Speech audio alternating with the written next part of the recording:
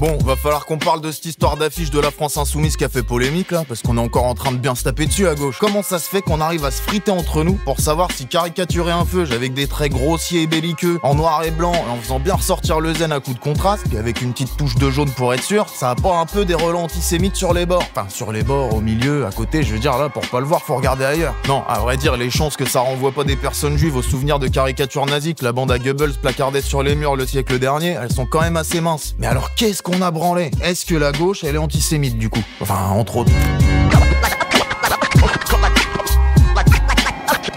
Deliver the truth. Deliver the truth like the legends before me. Alors non, hein, je te rassure, on va quand même pas se demander si les antifascistes, ça serait pas en fait les vrais fascistes. Hein. On va commencer par pas être complètement con non plus. Ouais, non mais elle est terrible. Et on rappelle que l'extrême droite, c'est la France Insoumise, hein, donc je relaie jamais les idées d'extrême droite. Ah oui, c'est ça. Non mais jamais. Jamais ils vont jamais manifester contre l'extrême droite ouais. sans se rendre compte qu'ils en sont les héritiers, parce qu'on voyait ça dans la France de Vichy, des caricatures antisémites comme celle-ci. On sait, les fascistes, c'est les fascistes, et le fait qu'on galère aujourd'hui à démonter des monuments avec les yeux fermés, ça change absolument rien au fait que c'est eux qui ont dessiné les plans, qui organisent les chantiers et qui foutent du ciment partout. Non, ce qu'on veut savoir, c'est juste si la gauche, elle est antisémite aussi. Enfin, si on y est encore antisémite, parce qu'historiquement, c'est difficilement discutable quand même. Autant qu'on est tous classistes, racistes, sexistes, LGBT-phobes, validistes, psychophobes, et puis on peut faire ça longtemps, parce qu'on est né, on s'est structuré, et on existe dans une société qui l'est. Ne pas en être imprégné, ça relève du déni. Non, les questions qu'il faut se poser, c'est plutôt, est-ce qu'on accepte ça comme une fatalité? Et si la réponse est non, qu'est-ce qu'on va foutre avec du coup? Et si j'ai une sensibilité pour la gauche, c'est parce que j'ai l'impression que c'est là qu'on l'accepte pas trop, qu'on essaie de le comprendre, de créer autre chose, et c'est pas en fermant les yeux dessus qu'on y arrivera. À droite, à l'extrême droite, c'est pas juste qu'ils refusent de le voir, de le considérer, ou même de tenter quoi que ce soit pour modifier ne serait-ce qu'un tout petit peu cet état de fait. De ce côté-là de l'échiquier, c'est pas seulement structurant, c'est un projet politique. Non seulement la société et eux-mêmes le sont, mais eux, ils aspirent à le rester, à continuer d'en nier les effets, et à surtout profiter des conséquences de ces oppressions. Mais ça fait partie des raisons pour lesquelles on les combat. Et si on combat ça chez eux, alors pourquoi on refuserait de le combattre chez nous-mêmes? La gauche, elle doit faire son autocritique en matière de rapport de domination, et de façon permanente, parce que c'est ce qui nous différencie des sclérosés poussiéreux d'en face et de leur immobilisme. Non, laissez-le. Et qu'importe s'ils utilisent nos sujets d'autocritique pour les instrumentaliser et les utiliser contre nous. Parce que oui, effectivement, c'est ce qu'ils font, et avec des outils assez costauds. Et il n'y a aucune chance qu'ils s'arrêtent là. Ils instrumentalisent le féminisme par pure idéologie raciste, avec Némésis par exemple, qu'on n'a jamais rien eu à foutre de la condition féminine, qui se revendique ouvertement du suprémacisme blanc et qui méprise les victimes autant qu'elle déteste les étrangers. Mais est-ce que pour autant, on ne devrait pas questionner les effets du patriarcat au sein de nos mouvements, de nos actions, de nos convictions? Oui, ils instrumentalisent l'antisémitisme et passent leur temps à l'amalgamer à l'antisionisme, et ce uniquement dans le but de nuire tant à la gauche qu'aux arabes et aux juifs. Et oui, ça refuse de voir de l'antisémitisme dans un salut nazi, dans les gribouillages napoléophiles de Darmanin, même dans une casquette de sous-off de la Luftwaffe. Le RN dénonce, je cite, une manœuvre politique grossière visant à nuire au parti. Et du coup, c'est pas plus mal d'avoir des médias indépendants pour foutre un peu le doigt là-dessus de temps en temps. Abonnez-vous à Blast. Et à côté de ça, ce que ça voit pas ailleurs, ça le perçoit dans le moindre mouvement que fait LFI. Et que ce soit réel ou pas d'ailleurs, parce qu'en vrai, ils en ont rien à foutre. Samedi, lors de la manifestation, les slogans qui étaient criés, c'était quand même « à bas l'État, les Juifs et les fachos ». Il y avait un autre slogan qui n'a pas été écrit mais qui a été dit, c'est « à bas les Juifs », qui était en alternance avec « à bas les flics ». Et oui, quoi que fassent les membres de ce parti, ils en prendront plein la gueule, parce que les attaques qui viennent d'en face, c'est pas de la critique sincère, c'est juste des manœuvres grossières de sous-merde manipulatrices. Tout à l'heure, j'ai dit que des cris mort-juifs avaient été entendus lors de ces manifestations samedi. Ce sont des témoignages qui sont partagés sur les réseaux sociaux, mais les réseaux sociaux ne constituent pas une information en soi. Or, pour l'instant, aucune vidéo certifiée ou examinée va dans le sens de ce que j'ai dit. Et évidemment, personne ici conteste que dans tout ça, l'extrême droite israélienne, elle est capable d'instrumentaliser cet antisémitisme effectivement présent à gauche. Et ce, tout en invitant les rejetons difformes de la bande à nostalgique du génocide de juifs et dont l'antisémitisme est et restera militant. Et ce, justement, pour aller y tailler une bavette sur le sujet. Le Rassemblement national est même le dôme de fer de la communauté juive de France. Mais c'est l'extrême droite qui copule avec l'extrême droite. Par amour du colonialisme, par haine du progressisme, ça cherche où ça peut se grimper dessus entre consanguins, c'est pas surprenant. Mais ça doit en aucun cas nous empêcher de nous remettre en question sur nos propensions à banaliser des oppressions. Si on veut lutter efficacement contre l'extrême droite, on peut pas se contenter de lutter contre les partis d'extrême droite. Il faut lutter contre leurs idées où qu'elles se trouvent. Faute de quoi, t'es pas à l'abri de te retrouver avec Fabien Roussel qui va t'expliquer que les frontières c'est des passoires,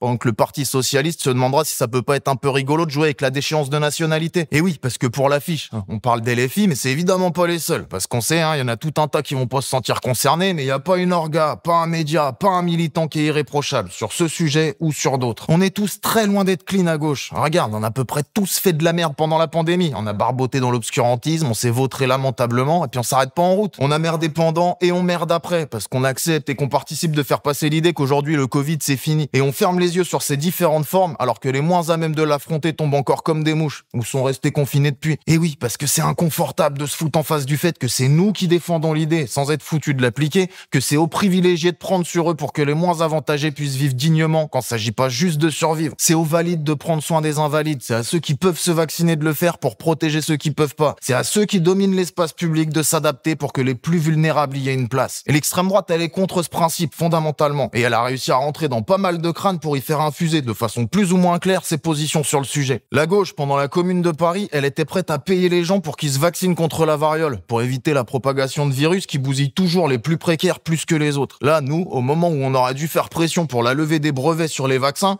on a globalement surtout milité contre tout ce qui s'approchait de près ou de loin d'une politique de santé publique. On a merdé parce qu'on aime la liberté, qu'on n'aime pas les masques, qu'on a peur des piqûres, qu'on n'aime pas qu'on nous dise quoi faire. Par anti-autoritarisme couplé à l'incapacité totale de mettre en place une autodéfense sanitaire solide, parce qu'on a tous bien trop baigné dans le bouillon libéral, ce qui a conditionné profondément nos raisonnements. Mais on n'a pas merdé que par validisme d'ailleurs, parce qu'on est aussi un foutu d'appréhender les effets que peut avoir un enfermement sur les psychés les moins stables, parce que là-dessus aussi on a fermé les yeux, par pure psychophobie. Et il y a bien d'autres rapports de domination qui s'y percutaient. On a multimerdé, on multimerde et on multimerdera encore, malheureusement. Et c'est bien pour ça qu'on doit y prêter attention. On est très loin d'être irréprochable à gauche, c'est incontestable, mais c'est le fait qu'on se le reproche, qu'on accepte de le voir, d'essayer de le comprendre, de se former dessus, qui fait de nous la gauche. On a bien fait de retirer ce visuel, parce qu'à mon sens c'était une erreur, et que c'est important, y compris d'écouter les gens qui sont les plus formés, les plus outillés, les plus, voilà, je pense les plus sensibles aussi à ce type de questionnement quand on est une formation progressiste de gauche. Et on peut avouer des imperfections.